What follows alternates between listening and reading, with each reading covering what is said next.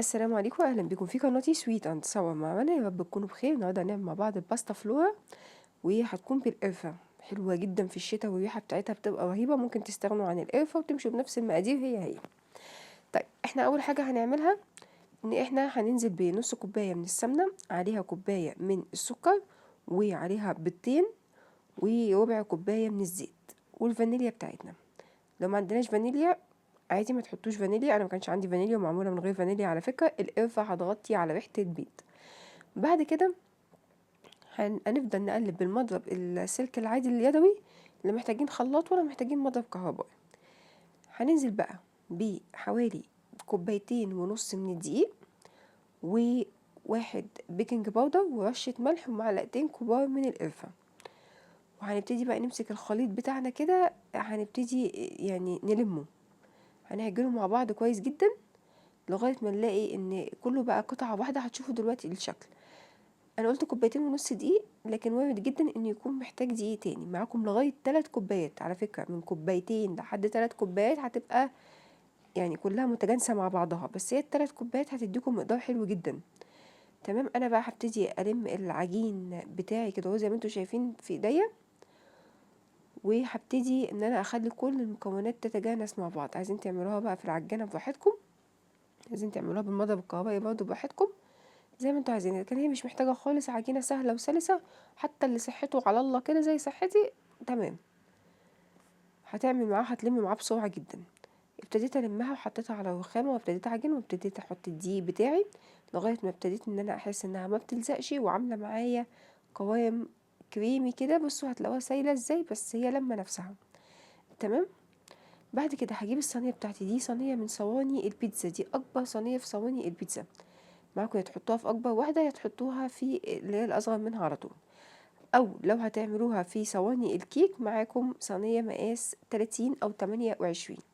هنبتدي ناخد العجينه بتاعتنا ونقسمها التلتين والتلت، وهبتدي افرد العجينه بتاعتي. ممكن تدهنوها ممكن ما تدهنوهاش، بس انا بصراحه بمشي على مبدأ من خاف سلم فدهنتها. حطيت دهنه من السمنه خفيفه جدا وابتديت افردها بايديا زي ما انتم شايفين. هي كده كده البيكنج باودر هيخليها تنفش، وكمان البيض ما تقلقوش. بعد كده ابتديت احط المربى. المربى دي اختياريه زي ما انتوا عايزين، اذا كانت مربى فراوله، مشمش، تين، النكهه اللي بتحبوها. انا بصراحه بحبها اللي هي الفراوله دي، هي دي اللي اتعودت عليها بصراحه. حطيت معاكم من تلت كوبايه لحد كوبايه الا ربع على حسب ما بتحبوا التسكيره تكون عامله ازاي. طيب التالتة العجينه بقى حاجه من الاتنين، يا اما انا هحطه في الفريزر وهسيبه يجمد، وبعد كده اجيب المبشره ابشر واحط عليها، وساعتها بيسموها كمان باسم المبشوره.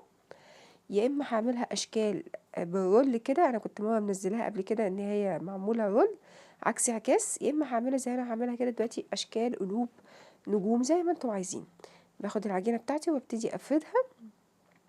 ونصيحه، على ما تفردوا العجينه اللي هو التلتين الاولانيين في الصينيه، حطوا التلت ده في التلاجة بس يشد معاكم كده عشان ما تبقاش سايله معاكم، وحتى الاشكال ما تلزقش معاكم في الرخامه. تمام. بعد كده هبتدي بقى اخرج القلوب بتاعتي. بصوا بتخرج ازاي بمنتهى السهوله. افردوا العجينه رفيع شويه عشان كده كده هتتخن معاكم. وبعد كده هبتدي اجيبها على المربى بتاعتي، وهحط بقى صفوف كده ايه، داير ما يدوب بالطول بالعرض زي ما انتوا عايزين. المهم ان انتوا تخلوا الصينيه كلها كده مليانه التلت التاني من العجينه. هو التلت هيكفي معاكم كله. ادي الشكل اهو، بصوا الشكل عامل ازاي اهو. حطيت كله، بقت معايا عجينه زياده، حتى حطيتها هنا اهو على الصفر كده دايما ما يدور، وظبطتها.